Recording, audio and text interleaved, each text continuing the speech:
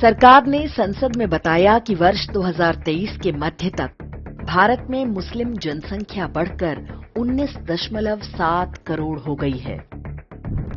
ये आंकड़ा स्वतंत्रता और विभाजन के बाद भारत में हिंदुओं के साथ हुए सबसे बड़े विश्वासघात का स्मारक है।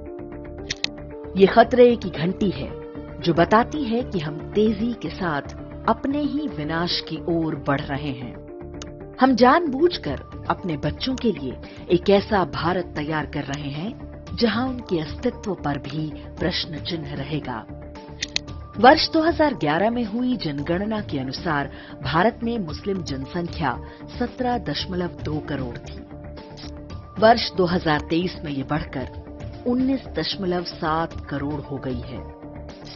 बीते लगभग 10 वर्ष में भारत में 2.5 करोड़ मुसलमान बढ़ गए हैं। अनुपात की दृष्टि से देखें तो ये दोनों ही संख्याएं कुल आबादी की 14.2% हैं। लेकिन इन आंकड़ों का वास्तविक अर्थ समझना आवश्यक है। मुसलमानों में साक्षरता की दर 77.7% हो गई है। श्रम शक्ति में उनका अनुपात 35.1% है। 94.9% मुस्लिम जनसंख्या को पीने का स्वच्छ जल उपलब्ध है। 97.2% के घरों पर शौचालय की सुविधा है। 50.2% मुसलमानों ने 2014 के बाद पहली बार नया घर खरीदा या बनवाया है। ये स्थिति बताती है कि भारत में मुसलमान बहुत पिछड़े और गरीब हैं का जो नैरेटिव बनाया गया है वो पूरी तरह आधारहीन और छद्म है। एक समुदाय के रूप में मुसलमानों की आर्थिक स्थिति अनुसूचित जातियों और पिछड़ी जातियों के हिंदुओं से बहुत बेहतर है। पाया गया है कि जनगणनाओं में मजहबी समुदाय एक रणनीति के तहत अपनी वास्तविक संख्या छिपाता है। इसके अतिरिक्त लाखों करोड़ों की संख्या में रोहिंग्या और बांग्लादेशी मुसलमान भारत में लाकर बसाए गए हैं।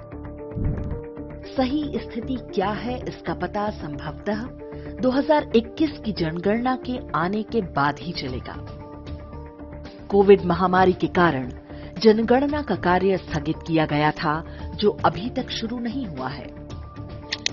वर्ष 1951 की जनगणना में भारत का विभाजन कराने के पश्चात भी मुस्लिम जनसंख्या 9.8% थी, जो कि आज बढ़कर आधिकारिक रूप से 14.2% हो चुकी है। जबकि इसी अवधि में हिंदू 84% से घटकर 80% से भी कम हो चुके हैं। हिंदुओं में बड़ी संख्या में सेकुलर और ऐसे मतिभ्रष्ट लोग हैं जिन्हें बीते 75 वर्ष में ब्रेन वॉश करके हिंदू धर्म से लगभग काट दिया गया है। बड़ी संख्या में क्रिप्टो क्रिश्चियन और नव बौद्ध भी हैं जो आरक्षण और अन्य सरकारी सुविधाओं का लाभ लेने के लिए खुद को हिंदू बताते हैं। ये वर्ग हिंदू धर्म की जड़ें काटने में सबसे आगे है।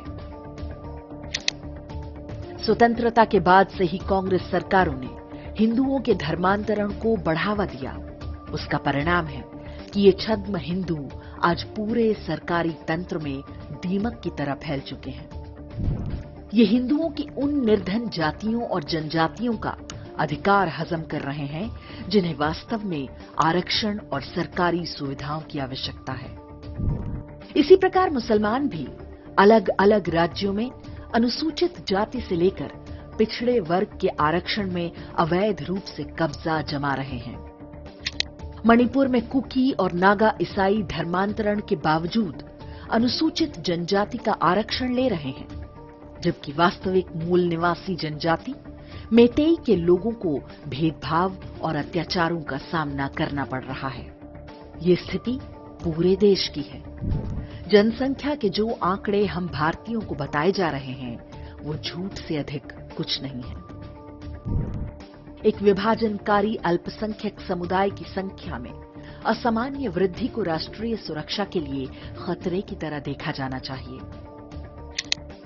ये भारत की सरकारों का उत्तरदायित्व है कि वो मुसलमानों की जनसंख्या के अनुपात को कम से कम 1947 में विभाजन के स्तर तक ले जाएं।